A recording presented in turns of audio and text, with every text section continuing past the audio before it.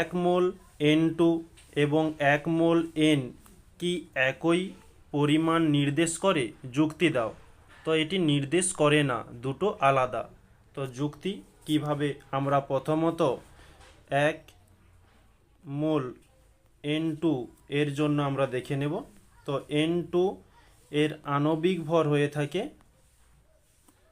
আণবিক ভর N এর জন্য 14, আর দুটি N রয়েছে তাই 2 দিয়ে গুণ দিলাম, 14 দুগুণে 28। তাহলে আমরা এখানে লিখতে পারি যে 28 গ্রাম N2 সমান 1 মোল N2 অণু, যেখানে বলা যায় যে 28 গ্রাম N2-তে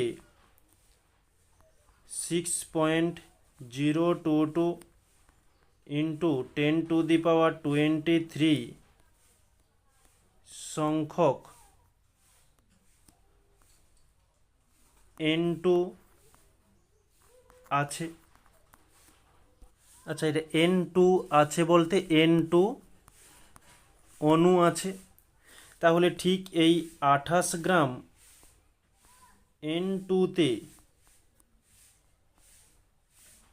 6.022 ইন্টু 10⁻23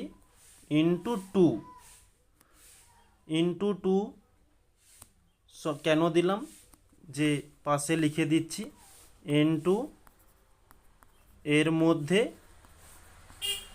2টি N পরমাণু রয়েছে, N পরমাণু রয়েছে। মোটামুটি মোবাইল ফোনে টাইপিং করছি, একটু হ্যান্ডরাইটিং খারাপ হয়, তো তোমরা ভয়েসের সঙ্গে একটু অ্যাডজাস্ট করে নিও। এই কারণে আমরা 2 দিয়ে গুণ করলাম। তাহলে 2 দিয়ে গুণ করলে আমরা পেয়ে যাব যে এটা যেহেতু 6.022 ইন্টু 10⁻23, এটা হচ্ছে অ্যাভোগাড্রো সংখ্যা। তো অ্যাভোগাড্রো সংখ্যাকে আমরা এন এ দ্বারা প্রকাশ করি, তাই এন এ লিখলাম, আর ইন্টু 2 যেমন ছিল 2 দিয়ে দিলাম। আর যদি তোমরা এই 6.022-র সঙ্গে 2 গুণ করো তাতেও কোনো সমস্যা নেই। ওকে, তো ক্যালকুলেশান করার থেকে তাই আমরা বোঝানোর জন্য এই 2 ইন্টু এন এ লিখেছি। এটা হয়ে গেল তাহলে 1 মোল N2 এর জন্য। নেক্সট আমরা এখন দেখব 1 মোল N এর জন্য। ওকে, তাহলে N এর আণবিক ভর, N এর আণবিক ভর হয়ে যাবে শুধু 14। তাহলে আমরা এখানে বলতে পারি 14 গ্রাম N সমান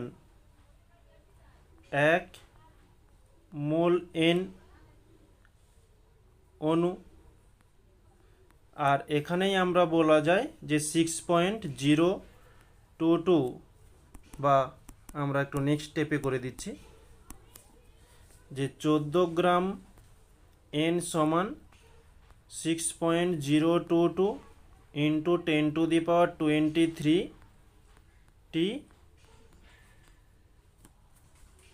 অণু